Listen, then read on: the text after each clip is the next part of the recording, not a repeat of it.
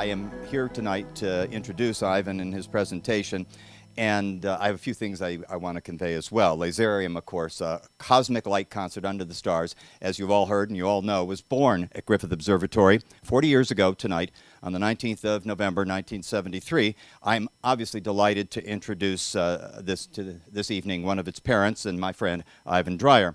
Also, I really do have to beg your pardon. I am going to take just a little time to do this. It is, after all, a 40th anniversary.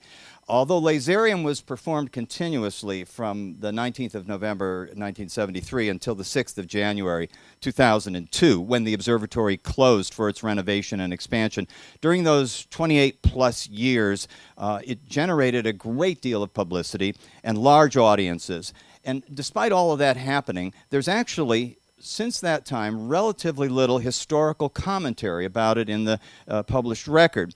At the observatory's 50th anniversary, I did note in the May 1985 issue of the Griffith Observer, which is the observatory's monthly magazine, quote, "Since 1973, more than 2 million people have experienced Laserium in the Planetarium Theater," and of course it just continued.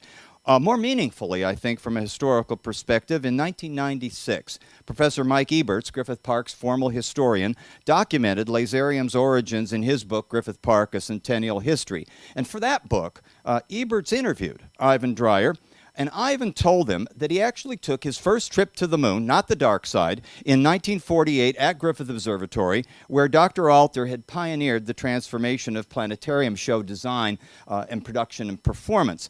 Ivan said that that first planetarium trip influenced him a quarter century later when he returned to the observatory to introduce his innovative and of course, completely unexpected Laserium show.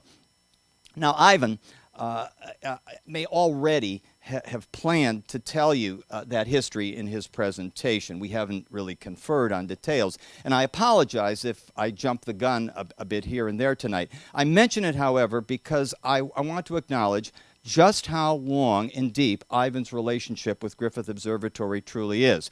Ivan is, of course, the creator of Laserium and the pioneer of all laser entertainment. He was the first person to put lasers in movies, on rock tours, in shows in Las Vegas, in theme parks, on water screen projections. And with his former company, Laser Images, he produced laser effects for everything and just about everybody all over the planet.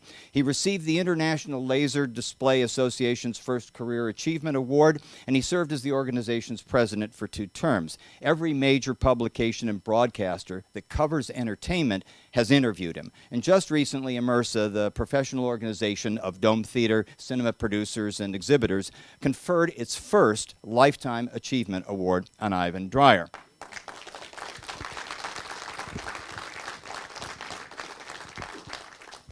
Ivan Dreyer obviously knows lasers and laser entertainment, but you already all know that. Before turning the stage over to him, I want to report some things about Ivan Dreyer you may not know. Ivan was the youngest employee ever to be hired by Griffith Observatory. This was before Laserium. He was a member of the part-time staff, and Ivan, in fact, was bonded early to astronomy. After his part-time tenure at Griffith Observatory, he worked for a year as a staff photographer at Lowell Observatory in Flagstaff, famous observatory, of course, and systematically photographed Mars and Jupiter as part of the planetary research initiative there.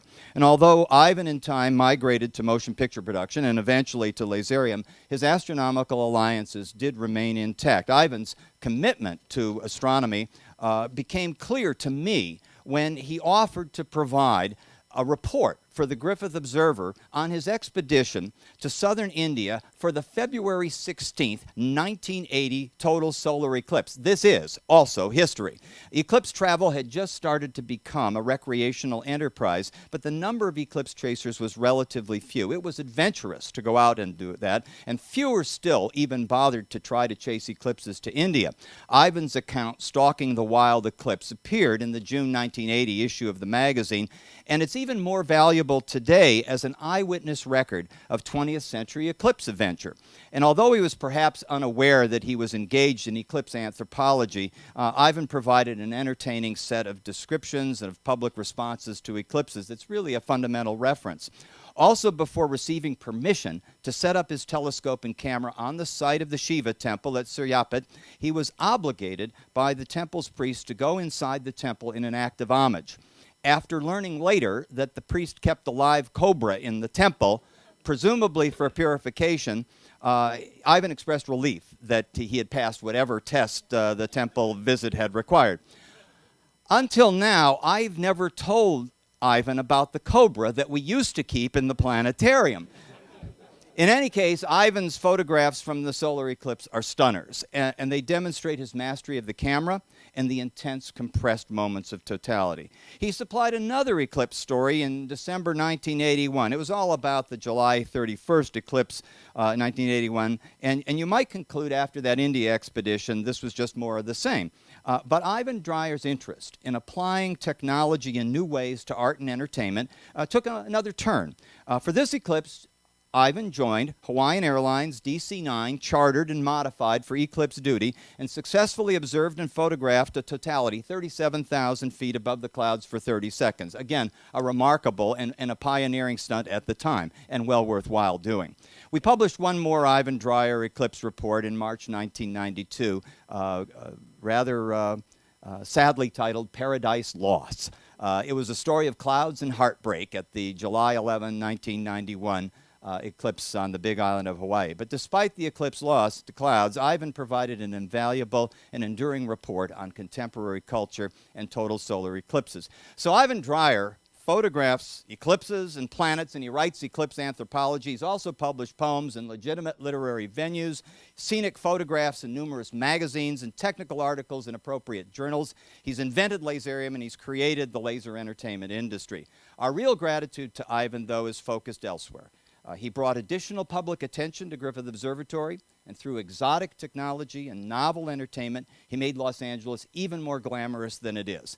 I am pleased then to introduce the man who with laser precision brought coherence to the light show, Ivan Dreyer.